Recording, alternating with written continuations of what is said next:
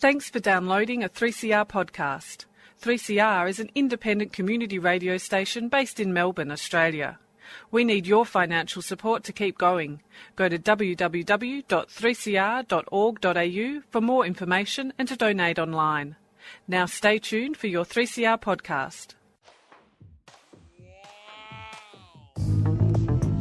But you also had people that were very fine people on both sides. And the aliens would mind meld and give them the technology. They're bad aliens. So are you surprised that Nazis were influenced by demons? No, if demons are real, I would definitely think they'd be on the side of the Nazis. Yeah. McDonald's is connected to the Clintons. They chop up the bodies and put them into the sausage and hamburgers. People are being cannibalized. Look it up. And I'm watching CNN talk about this as violent white nationalist protests. We have done everything in our power to keep this peaceful, you know? It's Pepe's become kind of a symbol. Welcome to Yeah Na Pasaran, a show about fascism and its gravediggers. I'm Cam Smith. I'm Andy Fleming. And joining us from Finland is Antti, an anarchist activist who was deported from Russia in 2012 and is now living in Finland, but is involved in various solidarity works with Russian anti-fascists, and that's what he is here to talk to us about. Thanks for joining us, Antti. Yeah, thank you for making this. Just before we begin, why were you kicked out of Russia? Why I was deported? A kick out, yeah. This is, well, officially the explanation that I was endangering Russian constitutional order and safety of the Russian citizens. So I actually went to court. I had a lawyer from Human Rights NGO. But what happened in the court, that there was a guy from FSB, the former KGB, the security services, and came and he said that because of the reasons of the state security, we cannot provide any evidence.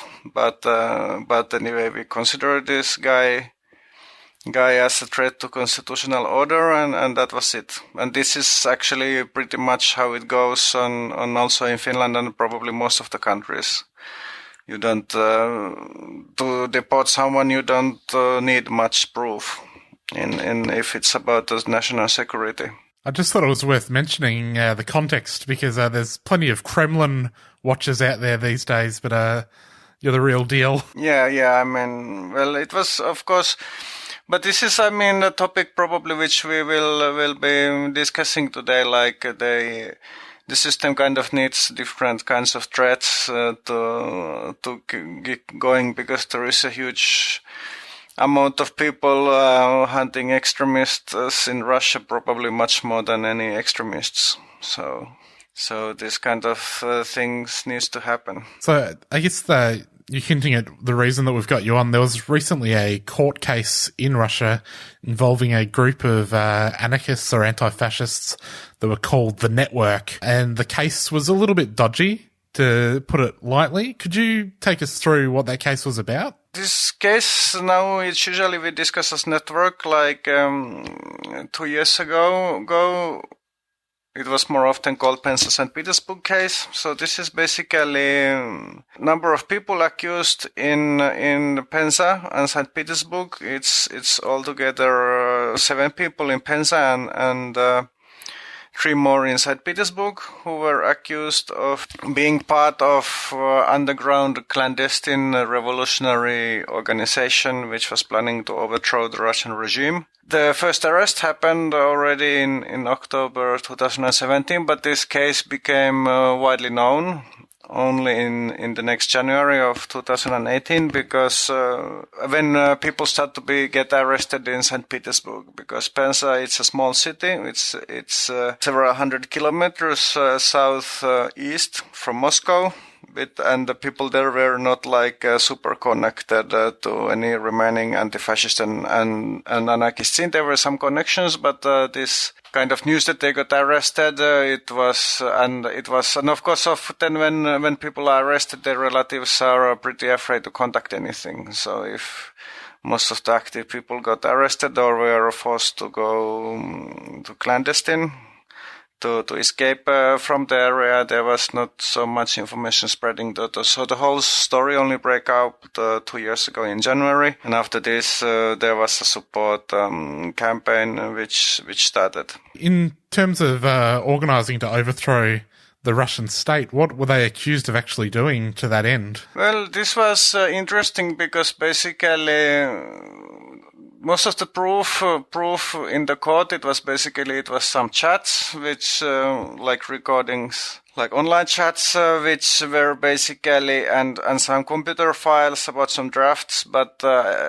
many of these files were actually mangled by the investigation. So there were timestamps after the arrest. So what was actually written by the defendants, it's unclear. So there is not like really any obvious plans of action. Some of these people arrested in Penza, they had legal firearms, but there was not any clear indication that they were planning to use them somehow to some political activities. And there were also like witnesses. There were some planted weapons which were found like hand grenades without any fingerprints of the defendants. So this was obviously a setup. And there were also witnesses. There were witnesses with one witness who was also originally, I think this guy actually got like a probational sentence, so he was accused, but he was basically giving testimony against the others. And also provocators by FSB, some local Nazi in Penza who basically tried to infiltrate the group without much infiltrated like groups and affinities of these people, but didn't have so much succeed in this. But basically these chats were also used as a testimony. So this is kind of thought crime that but according to Russian legal system, like just some general discussion about possibility of the collapse of the Russian system can be illegal. So basically, in just Russian legal terms, people can be arrested and sentenced to prison for this kind of stuff actually without even any concrete plans or whatever. Did the defendants have a history of involvement in anarchist and anti-fascist activity? There were 3 people who were arrested in St. Petersburg. One of them already negotiated sort of plea bargain. It's not exactly the same thing, and he got shorter sentence than people in Penza. These St. Petersburg people, 2 of them are quite known activists with long-term involvement in anarchist thing, especially Yuli Boyarshinov. But people in Penza, like there was this Chelnichev who got the longest sentence. He was connected and going around to Moscow and to St. Petersburg, but most of the people were not much connected and mostly only in the local level. So this Penza is a provincial city and it doesn't have much of any political opposition. These people were probably more or less the only It's possible that these people were the only political activists in the city. So this is also why it took 2 months for the story to break out. And there's been quite a history of anarchist and anti-fascist activity in Moscow, St. Petersburg and elsewhere in Russia. From the outside, it seems to be quite a violent conflict. Are you able to comment on that recent history and to situate this trial in that context? The situation has changed pretty much in Russia for the last 10 years. This peak of Nazi street violence, it was in around 10 or 15 years ago, and also a big part of it was targeted against anti-fascist activists, including anarchists, but not only. And there were like more than 10 anti-fascist activists who were murdered between 2005 and 2012. But since then, there has been a huge drop in this kind of fascist activity. And main reason for this, of course, we can discuss what's the main reason of this, but in my On personal opinion, there are several, but one of them is that fascist movement always in Russia, but I think in pretty much all the other countries also, it oscillates between attempts to have a sort of populist parliamentarian thing and in the one hand, and then in the other hand some ultra-terrorist thing. And in Russia, the far right, they had attempts to create mass organization in the 90s, and this failed. And then they moved to terrorism, but this also more or less failed. But after this 2012 demonstration against election fraud, they still had hopes to move back to mainstream area. So the strategy of the far right changed. And also the terrorism kind of failed. The most active underground armed Nazi organization, they were destroyed by the security services. But also one of the big many reasons was the Ukrainian thing, because the whole Ukrainian war, it completely split the far right scene. The more orthodox Christian fundamentalist or Soviets and this kind of imperial patriots, they were supporting the Russian side, and the more Nazi nationalist underground skinhead bonehead thing, it was supporting the Ukrainian side, and it was a huge split. So there are like several developments, but basically the long story short is that the far right street violence, it has dropped a lot. I think in 2008 it was more than 100 racist murders in Russia, and I think in 2018 it was less than 10, maybe 6 or 8, and last year it was maybe even less. I mean, there is still violence, and there is still lots of racism, but this kind of organized Nazi murder gangs, it's pretty much disappeared, and this also actually has meant that lots of anti-fascism has also disappeared. There are still some.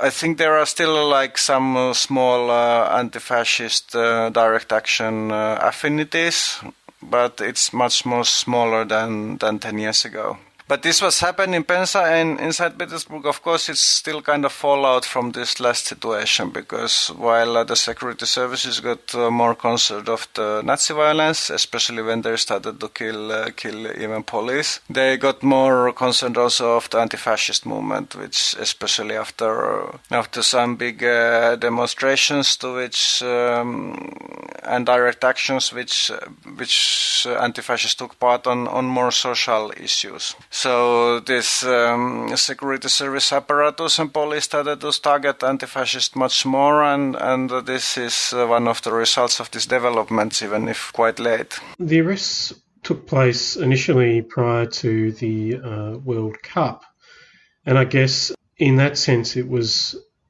possible for Putin and the Russian state to demonstrate that they take these matters seriously and to ensure that the Cup ran smoothly, and the Cup itself, being hosted by Russia, is I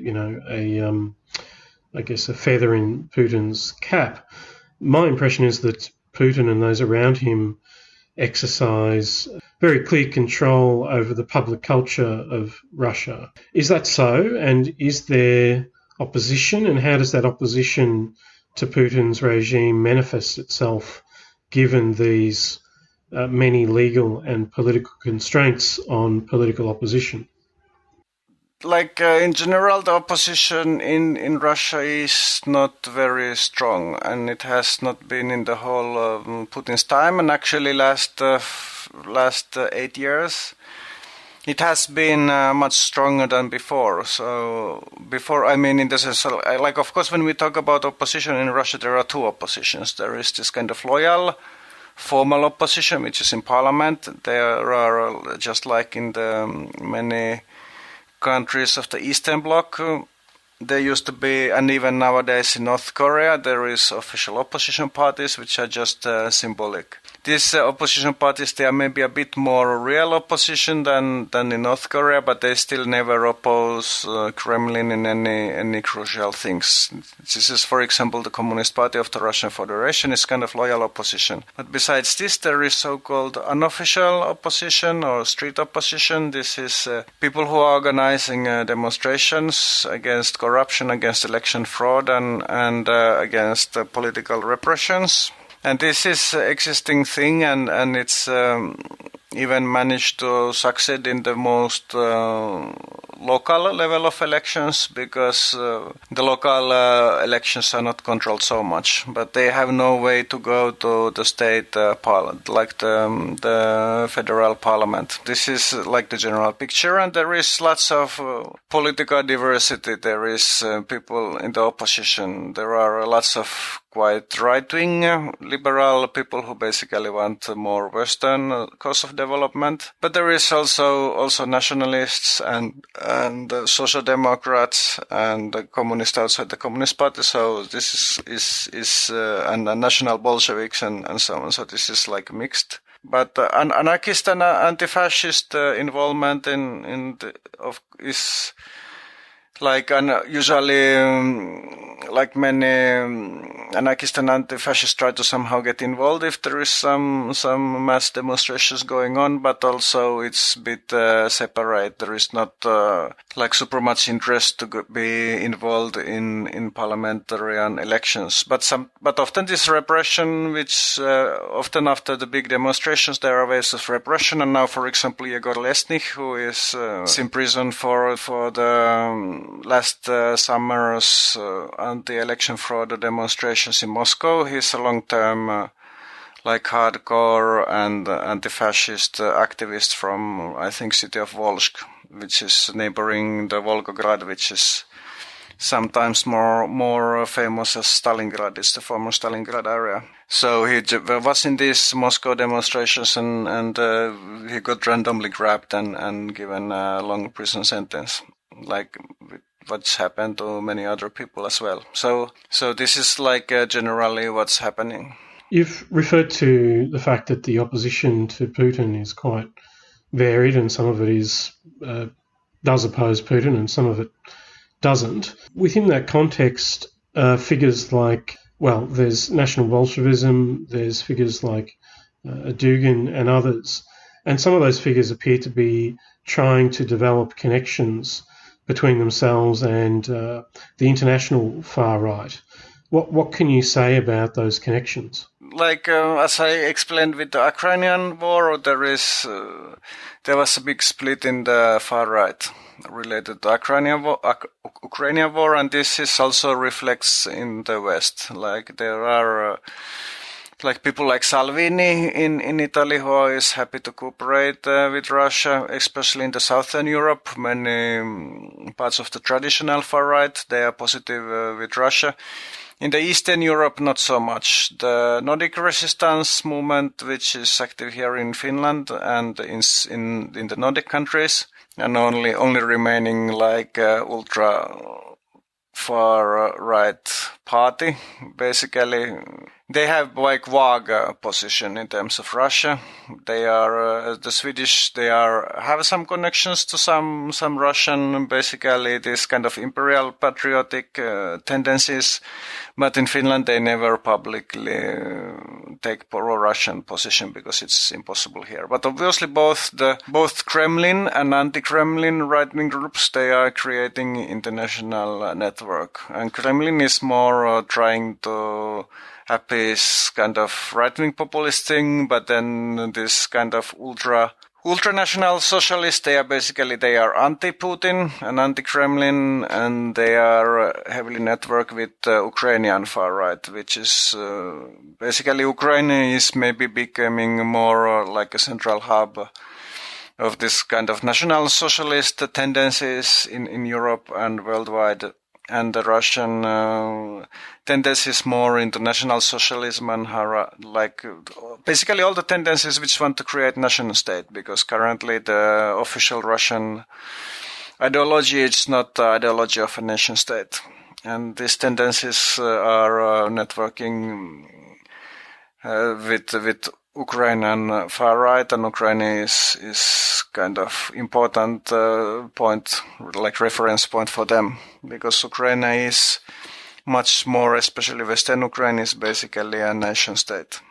To return to the case of the network, there's a few complications with some of the people who've been involved in the case, and accusations that they've engaged in other forms of crime. Can you comment on that? Yeah, there was a story which was brought out by Medusa.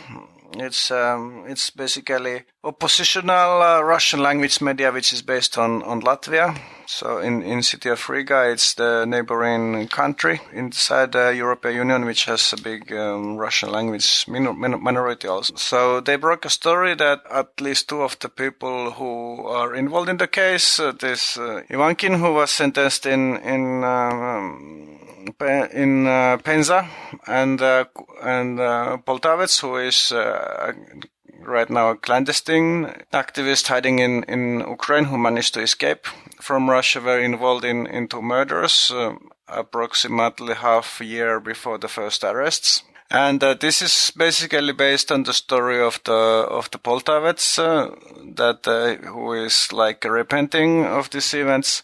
Other defendants, they are basically denying everything and saying that nothing of this is true. And the background is that there are I think two of the Penza defendants and one guy who was giving a testimony and got a probational sentence. They have admitted the drug-related charges. So they are basically accused that there were two people who were also involved in some drug business. So when they had to go, it was basically Artem Dorofeyev and Katya Levchenko.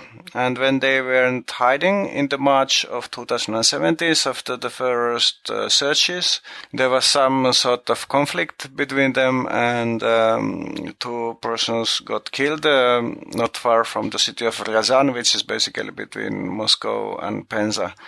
And Dorofeyev was found already the autumn of the same year, but Katya Levchenko was actually, her body was found only after this Medusa publication. And actually some people who were involved in this defense, like support work of the prisoners, they got this information from Poltavets already last year, and there was kind of attempts of internal investigation in the support campaign, but nothing conclusive came from this. Basically, only the police had proper resources to, for example, to find body of Katya Levchenko. So, personally, I think that this story is quite credible, especially after the body of Katya Levchenko was found, according to witnessing of Poltavets. So this definitely might have happened. So it's quite likely that at least some of the defendants have been involved in this kind of quite shady business. Also, quite obviously, not all of these defendants have been involved, so this is something that has to be followed and discussed, and basically you have to discuss the limits of support, like what are the moral limitations of being involved. Like, basically, I'm not involved in this support campaign directly, but I'm involved in Anarchist Black Cross of Moscow, which is now like online regime. We cannot meet each other because people who are in the group are living in the different countries. I'm not the only member who was basically forced to get out from Russia. But I think, we have to follow the situation and also see what kind of statements the defendants are doing. Obviously, this is difficult because many of the people involved are now incarcerated and they have limited opportunities of communication and so on. But this is kind of ongoing process, trying to figure out what is going on. I did notice, Antti, that Edward Limonov died recently, just a week or two ago. Can you comment on his death and whatever political legacy he's left behind in Russia? Yeah, I mean, Limonov is, of course, is quite curious character because he was the creator of the National Bolshevik Party, and he was basically leading this during all of his life, the National Bolshevik Party, and basically the idea was, it was kind of this liberal dream about horseshoe theory becoming true. It was taking elements of the fascist fascist ideas and Stalinism and mixing it together. And basically, this was part of this actually 90s counter-reaction against liberal reforms, and basically the most symbolic part of it, even though obviously it was never such a big movement. There was, I think, in the whole peak, it could be maybe 1,000 people involved in the International Bolshevik Party, which was already banned for maybe 15 years ago. But many people, especially somehow subcultural or poor, how to say, marginalized people who were mostly frustrated of this ultra-capitalist developments in Russia, they joined this party. And at some point it was like they always, even though there were not so many people, they managed to do some pretty daring symbolic actions. So in the peak of the party, which was around 20 years ago, then when Limonov was at some point imprisoned, the party moved to liberal direction, and it became basically one of the original building blocks of this liberal street opposition, because they were capable to organize, more capable to do street protest actions than many of the liberals. But if there will be any long-lasting legacy, it's hard to say, because this whole thing was, of course, pretty much around the personality of Limonov, and basically many people who joined this party, they were always more artists than people with some political consistent approach. Of course, also what is widely known is that Dugin was actually one of the main ideologies of this party, and also somehow the legacy of the Limonov is alive in the Duginism, which is in contrary the part of the Kremlin ideological system. But also many of the Dugin's ideas, they are like very esoteric and somehow pure fantasy and this kind of cultish, strange stuff, which I think cannot define the state or whole politics of the whole states. So there is this kind of overlapping, and also I think the whole Putin's regime is actually, and the whole ideology of the Putin's regime is based on this anti-liberal counter revolution. So this is this counter-revolution, but in another hand also the anarchist and anti-fascist movement, it's in a way it's part of this. So my generation of people, like people born in the late 70s or 80s, when many people became political activity, of course, we were... I'm not from Russia. I moved there in 1999, but people I met with, they were basically people who hate all these oligarchs and nouveau rich, and this huge economic disparity and everything, and mafia and everything what was going on. So this is why people were basically anarcho-communists when in the 80s, for example, in the Soviet Union anarchist movement, communists were very few and far between. Most of the people were like mutualists or Bakuninist collectivist or something like this. So basically the whole society moved to anti-liberal direction, and this happened everywhere. Also in anarchism and anti-fascism and Kremlin.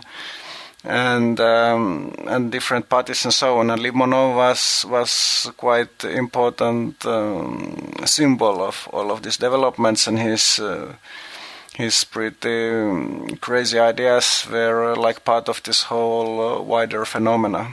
So, well, we'll have to leave it there, Antti. Thanks very much for joining us.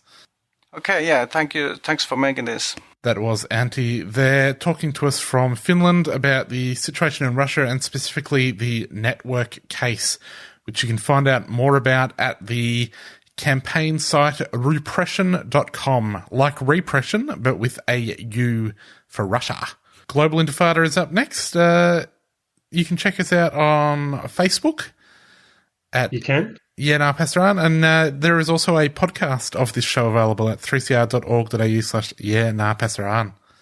And we'll be back next week. See you later.